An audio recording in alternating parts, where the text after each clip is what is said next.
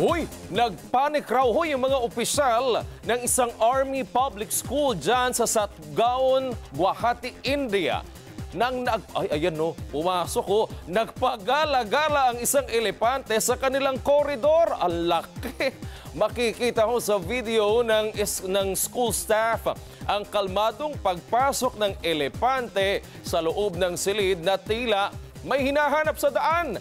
Ayon sa mga otoridad, posibleng nanggaling ang elepante sa isang wildlife sanctuary sa lugar. Sa salaysay ng mga residente, napapadalas yung task visit sa bisinidad para maghanap ng pagkain. Ligtas at mapayapa namang umalis ang elepante sa gusali. Kinumpirma ng mga otoridad, wala naman silang kinailangang gawin para umalis ang elepante. Wala ring nasaktan sa insidente at naitalang kasiraan sa mga pasilidad ng Army camp.